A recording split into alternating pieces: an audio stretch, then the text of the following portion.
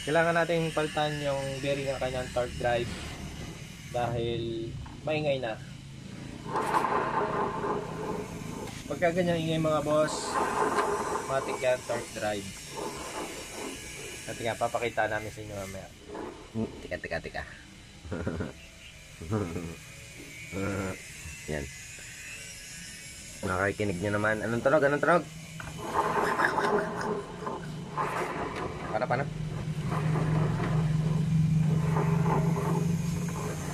Magaspang na. Lapit na maigi.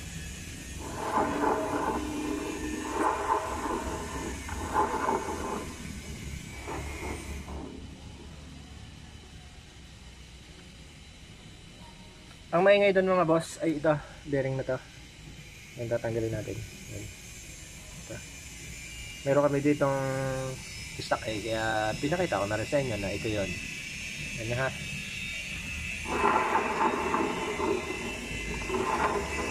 Ito mga boss ay sa mga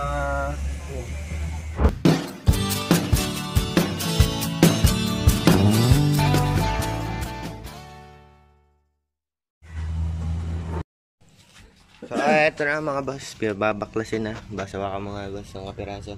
Pwede ganyan. ganito na lang.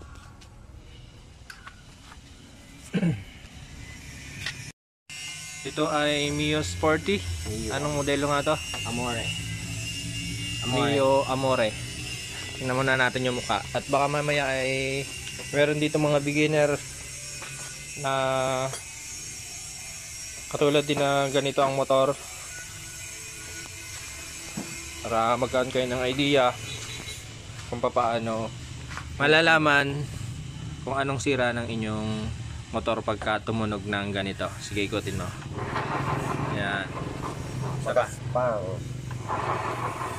Yan, pagka ganyan mga boss, lalong lalo na sa mga baguhan, mga naka-scooter, kahit anong klaseng scooter naman, pagka tumunog ng ganyan, ang kailangan nating paltan ay ang torque drive bearing. Merong iba na hindi torque drive bearing, pero sa mga ganitong tunugan, torque drive bearing po yan. Yan. Kakalasin nyo mo lang muna to.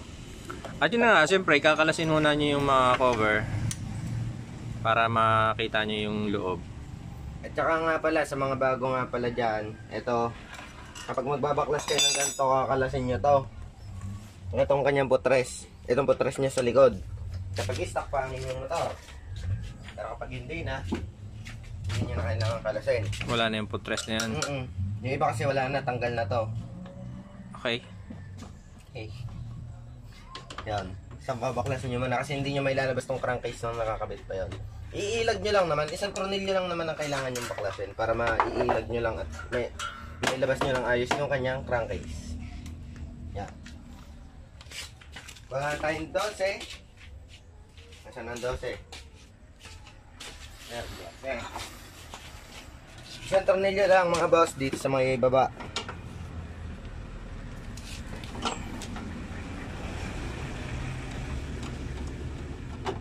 Tapos papaling na. Papaling yan. Logan na muna. Sikip yan. Logan no. Para hindi mahirap. Kaya pala hindi ko malogan. Yan. Ganyan ang gagawin yung mga boss. Pinilit. Yan. Yung pala iyaw. Kagaling. Kasi tatamahin mga boss sa kanyang crankcase. So yan, kakalasin muna yung cover, yung crankcase cover na yan. Saka natin mapapalitan. Yup. Yeah.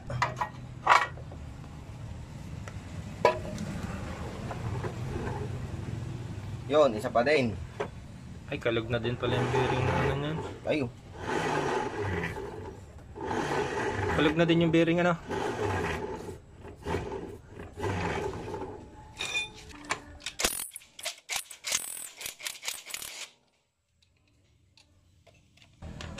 Iipitin nyo to.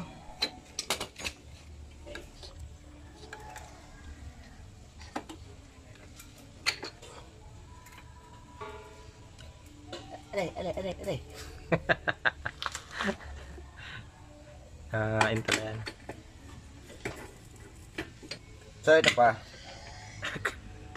Mga boss, nagtataka kayo bakit magaling magawa yung aking anak. Ay siya yung laging tao dito sa amin sa shop ako na may trabaho. Kaya ko din namang gawin yan, kaya lang syempre siya na yung expert, ay di pinaubaya ko na sa kanya. Ay taga-video na lang para makapagbigay sa inyo ng tips. Pero Hindi mga boss, ano yan? Pahulihin daw ako. Baka may mali akong ginagawa, may turo ko pa sa inyo, di ba ka? Pero ito, tetestingin muna natin, Okay kagaya ng ginawa natin kanina. Napaltan agad eh, oh. Tapos ang problema, kasi boss, meron tayo isang problema, yun dito. Yung bearing ng ano. Bearing ng gearbox kasi mga Gearbox. boss.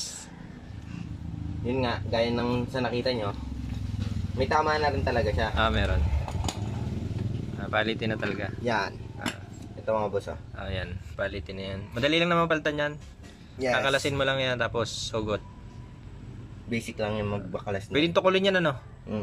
Hindi. Tukol. Babaklasin sige ito. Pero pwede mong tukulin dyan. Hindi. Nakasama to dito sa... Paano mo ngayon mahuhugot? Madali lang to. Tukol nga. Oo, tukol. Pwedeng tukol. Ay, tutok-tok lang to. Oo.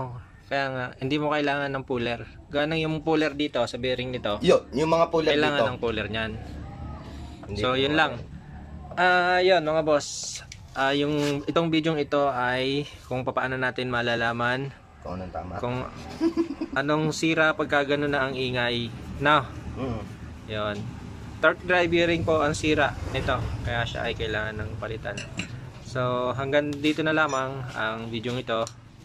At, Gastos malala. gastos mo na. Hindi mga boss. So, ito naman.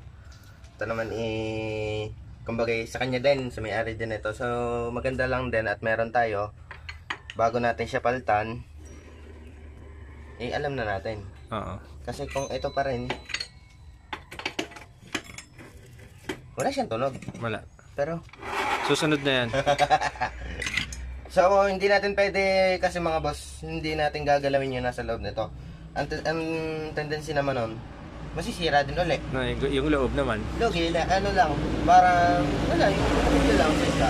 Doble trabaho. Kumbaga back job ulit. Oo. Sa halip na wala ng problema yung may-ari. Basta yun, troubleshoot lang mga boss, yun lang.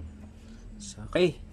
Hanggang dyan na lamang mga boss ang video namin ito at kami ay gagawa uli ng panibagong video kung paano magpalit nyan para dalawang sunod. Ganang para hindi magulo ang ating vlog. Pagka kasi binuo natin to, kung paano natin malalaman kung anong sira ng ganong tunog. Yes. Pag hindi natin ibubukod yung paano magpalit, may magtatanong pa eh. So, pag may nagtanong, may video kami niyan. Hindi siya magkasama sa isang video. Yung Misa kumbaga, kasi, mga naghahanap ba mga boss ng video na kailangan nila is parang hinihimay ba nila? paano magpalit?